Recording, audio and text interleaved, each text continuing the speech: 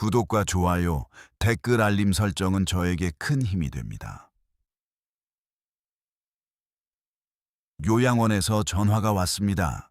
어머니가 오늘도 아들을 기다리신다고 후 3시 15분. 회의가 한창이던 중 책상 위에 엎어둔 휴대폰이 짧게 진동했습니다. 발신자 화면에 뜬 이름은 요양원 김 간호사님. 심장이 덜컥 내려앉는 기분. 경험해 보신 적 있으신가요? 요양원에서 오는 전화는 10중 8구 좋은 소식이 아닙니다. 어딘가 다치셨거나 식사를 거부하시거나 아니면 그보다 더 깊은 이별의 징후일 때가 많으니까요. 떨리는 손으로 양해를 구하고 복도로 나와 전화를 받았습니다. 수화기 너머로 간호사님의 차분하지만 어딘가 안타까움이 묻어나는 목소리가 들려왔습니다. 미 보호자님, 바쁘신데 죄송해요. 다름이 아니라 어르신이 오늘 아침부터 계속 현관문 앞만 서성이셔서요. 아들이 학교에서 올 시간이 지났는데 왜 안 오냐고. 밥 차려야 한다고 계속 문고리를 잡고 우시네요. 진정제를 조금 놔드릴까 하다가 먼저 연락을 드리는 게 맞을 것 같아서 전화드렸습니다. 전화를 끊고 복도 창문에 머리를 기댄 채 한참을 서 있었습니다. 창밖으로는 무심하게도 화창한 가을 햇살이 쏟아지고 있었지만 제 속은 시커멓게 타들어가는 듯했습니다. 어머니가 기다리는 아들, 그 아들은 40을 훌쩍 넘겨 배가 나오고 흰머리가 희끗희끗한 지금의 제가 아닙니다. 어머니의 고장난 시간표 속에서 기다리고 있는 아들은 등 뒤에 커다란 책가방을 메고 코를 훌쩍거리며 엄마 밥 줘 하고 뛰어들어오던 10살 무렵의 꼬마입니다. 어머니의 기억은 그 찬란하고 치열했던 젊은 날에 어느 오후에 멈춰버린 것입니다. 제1장 멈춰버린 시간, 그리고 지워져가는 기억 치매라는 병은 참으로 잔인합니다. 육체의 숨통을 단번에 끊어놓는 것이 아니라 한 인간이 평생을 걸쳐 쌓아 올린 기억과 존엄의 모래성을 파도처럼 조금씩, 그러나 아주 확실하게 허물어뜨립니다. 처음에는 아주 사소한 깜빡임이었습니다. 찌개를 가스레인지에 올려둔 것을 잊고 냄비를 까맣게 태우시거나 냉장고에 넣어둔 반찬을 찾지 못해 엉뚱한 곳을 뒤지시는 일들이 잦아졌습니다. 나이가 들면 다 그렇지 뭐. 내 머릿속에 지우개가 들었나 보다 라며 멋쩍게 웃으시던 어머니의 그 주름진 미소를 저는 그저 노화의 자연스러운 과정이려니 하며 가볍게 넘겼습니다. 하지만 지우개는 생각보다 훨씬 빠르고 폭력적으로 어머니의 뇌세포를 지워나갔습니다. 어느 날 퇴근길에 어머니 집 앞 골목에서 길을 잃고 서성이는 어머니를 발견했을 때 저는 무언가 단단히 잘못되었다는 것을 직감했습니다. 늘 다니던 시장 골목이었지만 어머니의 눈동자는 마치 낯선 행성에 뚝 떨어진 이방인처럼 공포에 질려 있었습니다. 저를 보고도 한참을 머뭇거리시더니 뉘신데 날 쳐다보 하셨던 그 날의 충격은 제 인생을 통째로 흔들어 놓았습니다. 병원에서 치매 판정을 받던 날, 의사의 건조한 설명이 이어지는 동안 어머니는 제 손을 꽉 쥐고 놓지 않으셨습니다. 어린아이가 된 것처럼 두려움에 떠시는 어머니의 거친 손을 마주 잡으며 저는 속으로 수천 번 수만 번 다짐했습니다. 내가 지켜드릴게. 엄마가 날 어떻게 키웠는데 내가 무슨 일이 있어도 엄마를 끝까지 책임질게. 하지만 그 오만했던 다짐이 무너지는 데는 그리 오랜 시간이 걸리지 않았습니다. 제2장 요양원, 피할 수 없는 선택과 지독한 죄책감 치매 환자를 집에서 돌본다는 것은 가족 모두의 일상을 갈아 넣어야만 가능한 형벌과도 같았습니다. 밤낮이 바뀐 어머니는 새벽마다 일어나 짐을 싸며 고향에 가야 한다고 고집을 부리셨고 대소변 실수가 잦아지면서 집안에는 지울 수 없는 냄새가 배어갔습니다.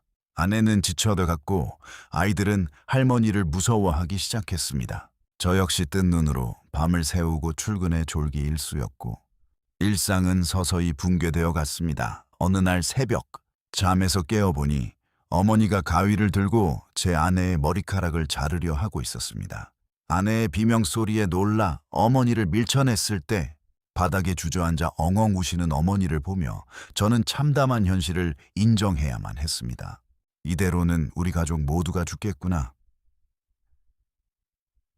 요양원을 알아보러 다니던 그 몇 주간의 기억은 지금도 지옥 같습니다. 시설이 좋은 곳은 비용이 감당 안 되었고, 저렴한 곳은 냄새가 나고 분위기가 우중충했습니다. 마치 내 부모의 남은 생을 얼마짜리 물건으로 흥정하는 것 같은 끔찍한 기분의 매일 밤 술을 마시지 않고는 잠들 수가 없었습니다.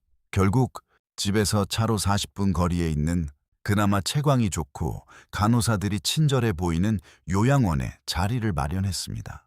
어머니를 모시고 가던 날 저는 평생 씻을 수 없는 거짓말을 했습니다. 엄마, 여기 병원이야. 엄마 요새 관절도 안 좋고 깜빡깜빡하니까 여기서 며칠만 영양제 맞고 물리치료 받고 가자. 일주일 뒤에 내가 꼭 다시 데리러 올게. 허우. 어머니는 의심의 눈초리를 거두지 않으셨지만 체념한 듯 짐을 챙기셨습니다. 요양원 현관에 들어설 때 특유의 소독약 냄새가 훅 끼쳐왔습니다. 휠체어에 앉아 병실로 들어가시는 어머니의 뒷모습. 간호사가 철문을 닫고 도어록을 잠그는 찰칵 소리. 그 소리는 제 심장에 박히는 거대한 못의 소리와 같았습니다. 주차장으로 돌아와 차 문을 닫자마자 저는 운전대에 얼굴을 묻고 짐승처럼 오열했습니다. 어머니를 버렸다는 죄책감, 내 가정을 지키기 위해 나를 낳아준 사람을 현대판 고려장으로 내몰았다는 끔찍한 자괴감이 저를 짓눌렀습니다. 일주일 뒤에 데리러 올게라는 그 약속이 평생 지켜지지 않을 거짓말이라는 것을 저도 알고 어머니도 아셨을 것입니다. 제3장 희생이라는 이름의 훈장. 어머니의 손의 일을 취소하고 곧바로 차를 몰아 요양원으로 향했습니다. 차창 밖으로 떨어지는 낙엽들을 보며 문득 어머니의 젊은 시절이 떠올랐습니다. 아버지가 일찍 돌아가신 후 어머니는 3남매를 키우기 위해 시장에서 생선 장사를 하셨습니다. 새벽 3시에 일어나 경매장에 다녀오시고 온종일 비린내와 얼음물 속에서 손을 혹사하셨습니다. 겨울이면 어머니의 손등은 쩍쩍 갈라져 피가 맺혔고 밤마다 된장과 참기름을 발라 비닐봉지를 씌운 채 주무시곤 했습니다. 세리만 소티암 디아버스tom마 손에서 생선 냄새나 철없던 시절 친구들이 놀린다며 어머니의 손을 뿌리치고 짜증을 냈을 때 어머니는 어떤 심정이셨을까요? 아무 말 없이 옷소매로 손을 감추시며 미안하다. 엄마가 내일은 비누로 빡빡 씻을게. 하시던 그 서글픈 목소리가 귓가를 맴돕니다. 그 냄새나는 거친 손으로 어머니는 제 등록금을 마련하셨고 큰 누나를 시집 보냈고 작은 형의 사업 미천을 대주셨습니다.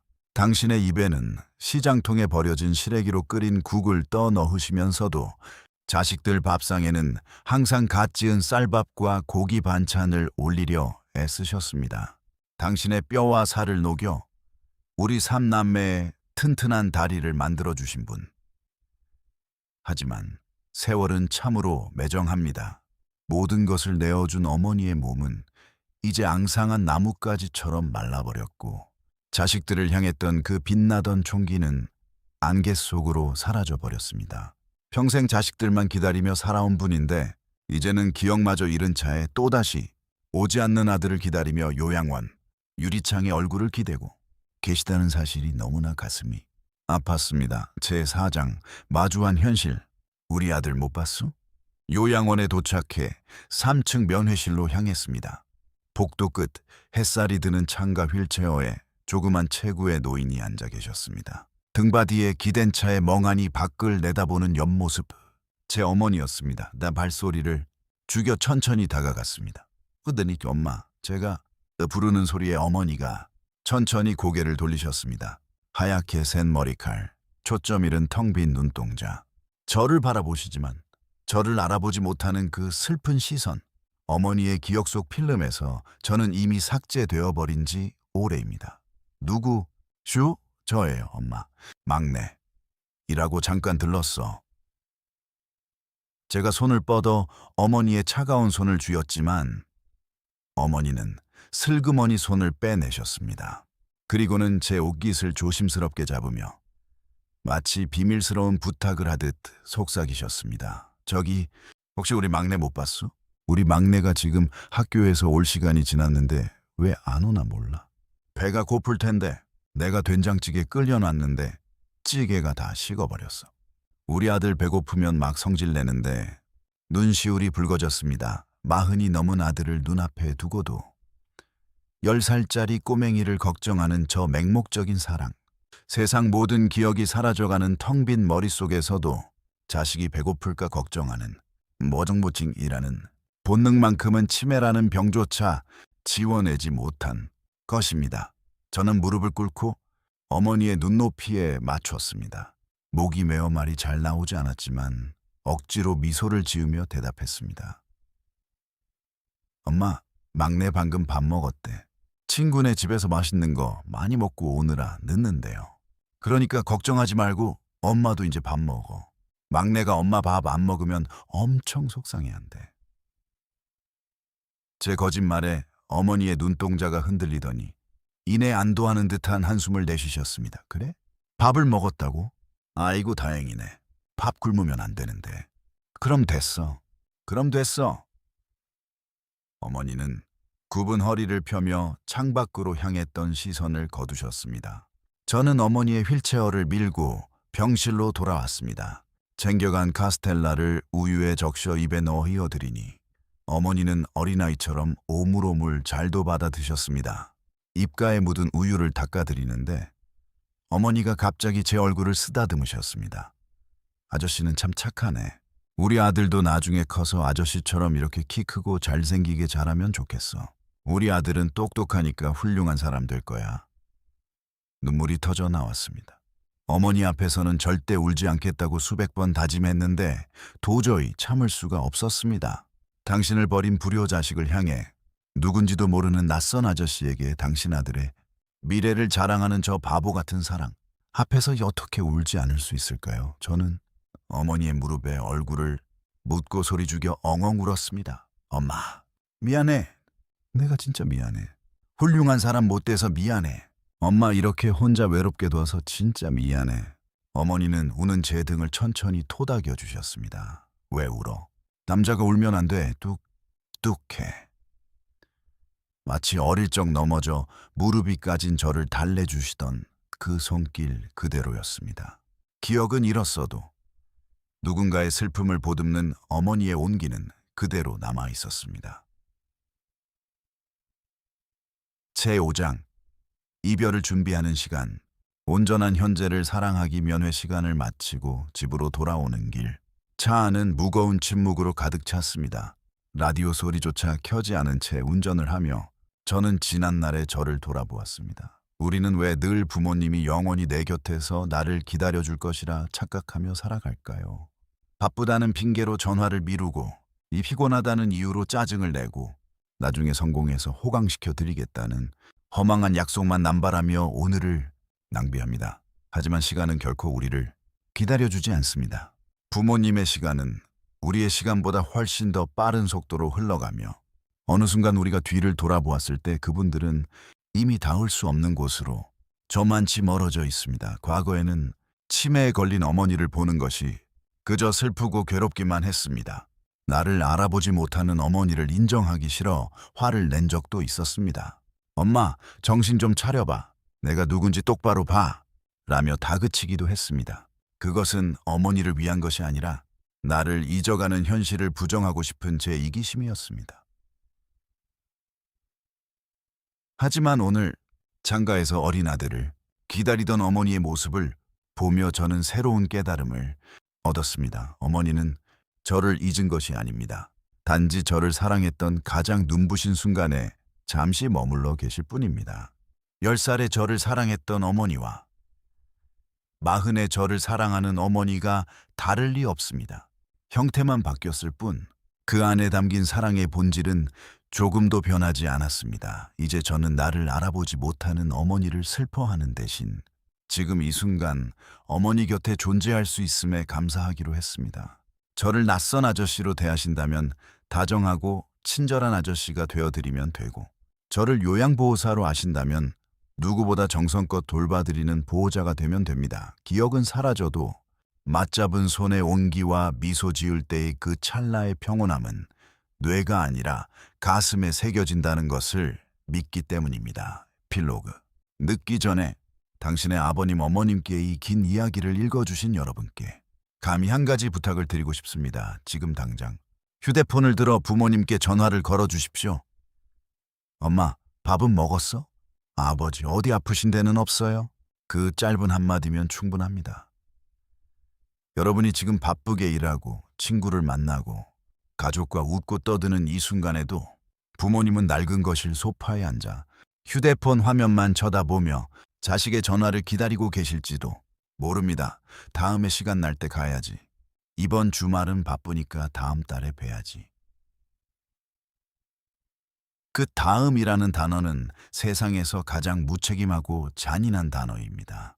우리에게 다음은 수없이 많을지 모르지만 부모님에게 남은 다음은 모래시계의 마지막 모래알처럼 얼마 남지 않았을 수도 있습니다. 요양원 침대에 누워 천장만 바라보시는 부모님을 붙잡고 아무리 사랑해요, 미안해요, 부르짖어 보았자 그분들의 귓게는 닿지 않습니다. 부모님이 아직 내 이름을 불러주실 수 있을 때 내 목소리를 알아듣고 오냐, 우리 새끼 하고 대답해 주실 수 있을 때 그때 찾아뵙고 안아드려야 합니다. 오늘 저녁에도 제 어머니는 요양원의 차가운 창문에 이마를 대고 대문 밖으로 들어설 10살짜리 막내 아들을 기다리실 것입니다. 저는 내일 퇴근길에 어머니가 제일 좋아하시던 달달한 단팥빵을 한가득 사들고 다시 요양원으로 갈 생각입니다. 비록 어머니는 저를 단팥빵을 사오는 착한 아저씨로 부르시겠지만 그것만으로도 저는 충분히 행복합니다.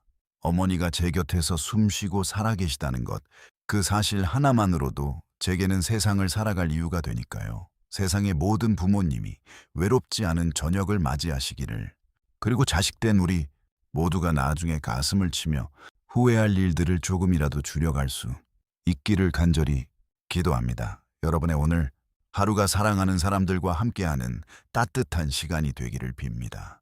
감사합니다.